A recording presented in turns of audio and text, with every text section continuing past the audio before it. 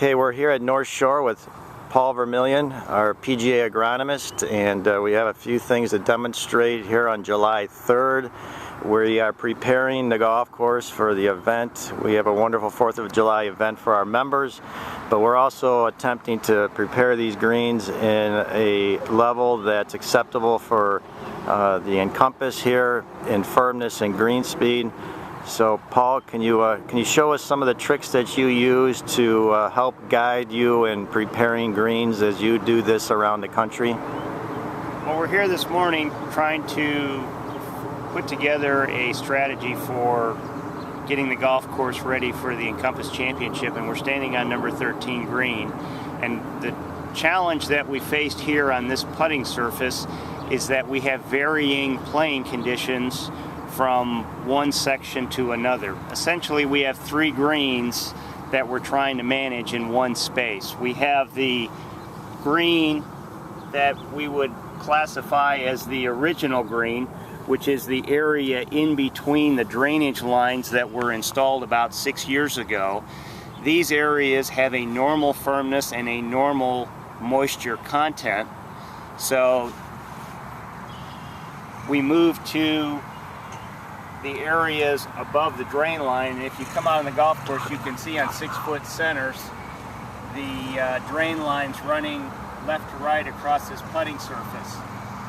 These drain lines were installed, as I said, 6 years ago, and on top of the drain line there's a vein of sand. So these areas dry out very quickly, and these areas are also much firmer relative to the areas in between the drain lines. So therein lies the challenge. We have 2 different playing conditions.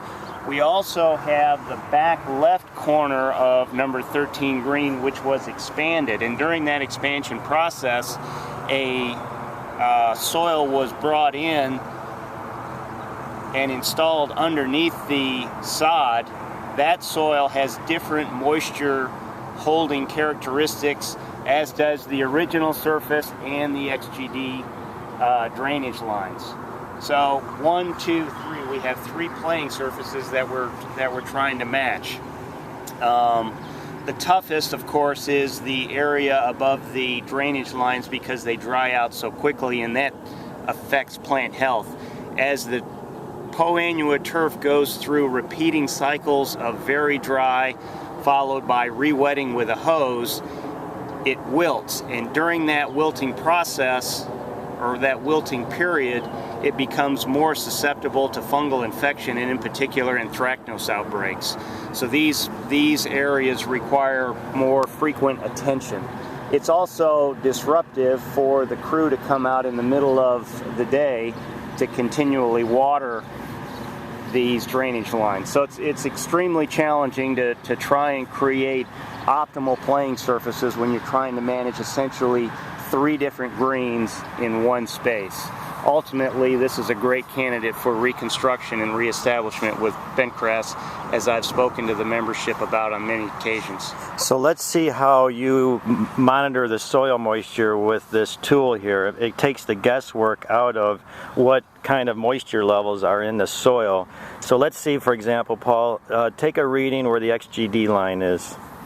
So I can see the XGD lines, which are the drainage lines that were installed 6 years ago, and I can see where the poannual turf is really starting to wilt.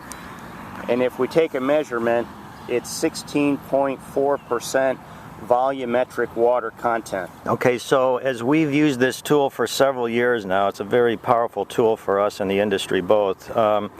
What we found as a threshold for us is about 18%. So that is considered a little on the dry side first thing in the morning here. Of course, that will continue to drop if we don't irrigate that and hit a threshold of plant health. So let's go over a couple feet. So it's essentially, with a meter reading of 16.4%, these areas must be watered before the beginning of play, or they will not survive the entire afternoon. Okay, so now we just go over a couple feet in between the drain lines, and you can see we're at 21.8.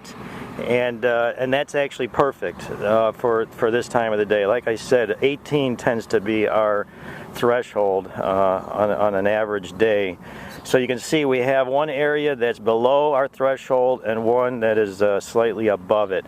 If we come up to the shelf, so this area has sufficient moisture to make it through the day without disruptive watering practices in the afternoon. Exactly. So that's what's confusing to some people, is that the ground in between the drain lines may be slightly soft and have adequate moisture, but they'll see an employee out here hand watering the greens because of those because of the microclimate that the drainage creates. So here on the shelf that we tried the best we could to match the soil types, we have a reading of 30. Now that's on the verge of being unhealthy, right, Paul? As far as this is an area that will not require watering for at least a couple of more days. Now, you know, one might assume that would be an advantage, that you would be able to water less frequently. Unfortunately, we're maintaining a playing surface, and one of the other goals that we have is to manage surface firmness. With as moist as this area is, as wet as this area is, this back left corner of the green is much softer than what we would like. Can you demonstrate that with the tool? You kind of developed this part. There's a couple different ways to measure firmness, but Paul's kind of developed this fairly simple but effective way by dropping a ball bearing. It's a pretty heavy ball bearing, and it creates a dimple. And then you put a washer around that dimple to bridge it, so now you kind of create a pocket underneath the hole, and then he puts a meter in there that comes up with a reading of 0.3675. Yes, that's 0.3675 inches deep. So the depression that the ball left is more than the third of an inch. That is a very soft measurement. Okay, so let's go to an XGD line and do the same.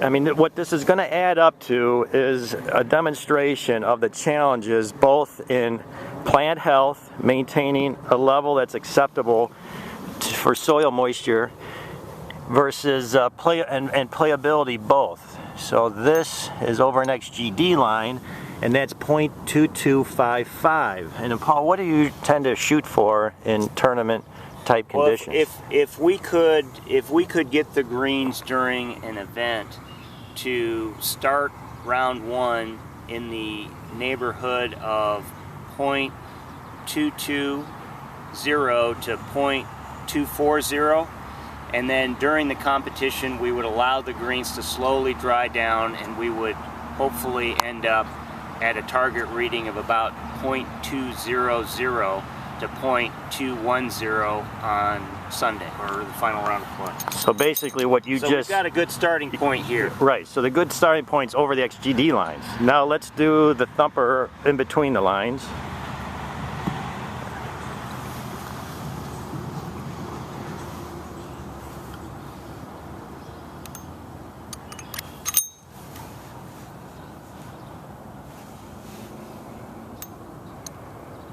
So there you have a reading of 0.307.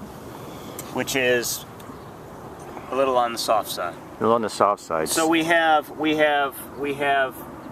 good firmness over the XGD lines. We have softer conditions here in between the drain lines, and we have very soft conditions over in the back left corner when measuring the expansion area. So do you mind commenting now with trying to achieve these results? You've already pointed out, I think, pretty clearly the challenge of the soil beneath and the conditions that are challenging to try to maintain a consistency here. But now comment about Poania growing in this inconsistency and having these drying ditches that may reflect a positive number for playability, but what challenges do we have in functionality here with the species of grass that's growing here? Well, here over the drain lines we have good firmness, albeit the moisture level is too low for maintaining poannual.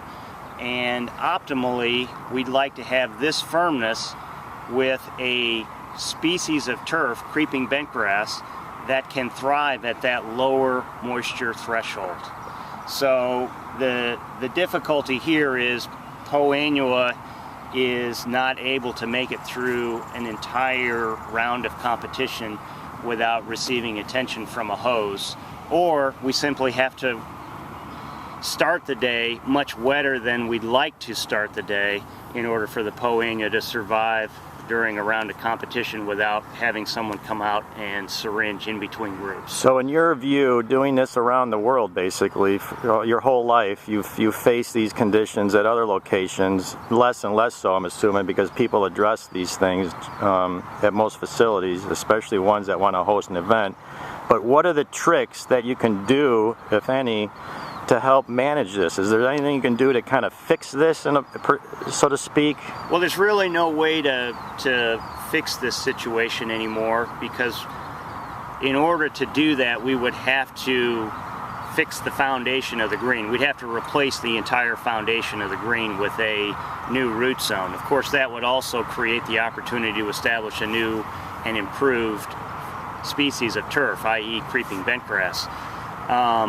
To manage this situation as best as possible, what we're really talking about is managing greens a little wetter than we'd like to, managing greens a little softer than we'd like to, and taking an enormous number of man-hours to achieve those two ends. By hand watering primarily. By hand watering. Right, yeah. right. These areas have to be hand watered daily. Daily, right. And every day. You can't afford to drop the ball one time because death could occur, and then of course you can't bring that back like you can wilting turf. With bentgrass, what we've experienced here, you can let bentgrass basically wilt and bring it back, so to speak. Poa annua doesn't react the same as bentgrass. Is that what you've observed too, Paul? Yeah, I mean, if we had a stand of bentgrass that we were managing, as you have over on the chipping green, where the National Turf Grass Evaluation plots are established with all of the new bentgrass varieties, you can start the day at a moisture reading on a day like today probably between 11 and 13%, even much drier than we have here over the XGD lines or the drainage lines. So we can really create optimal conditions if we have a root zone that is consistent for a foundation and we have a bentgrass surface that is more tolerant of low moisture levels. So it kind of boils down to risk management as we talk about all these things. The way these greens are now, we're at a high risk.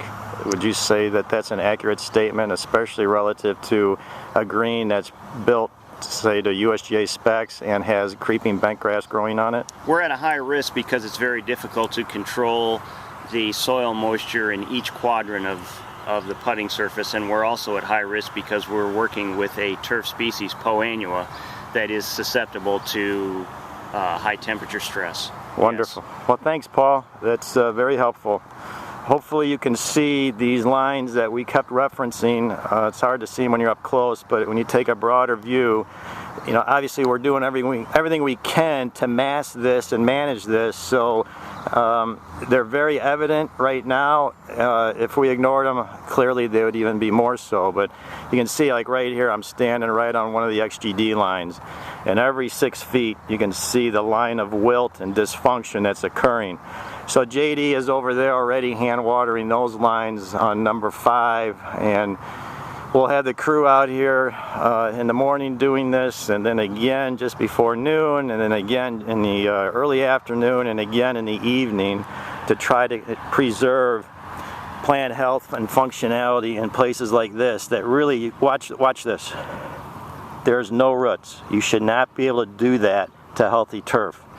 You're going to find out as you repair your ball marks, for example, like last year, that the turf is just going to crumble apart because there's just no resiliency and the anchoring doesn't exist because the root structure suffers so greatly when we had this wet spring with the type of soils and the species of turf that's growing on it.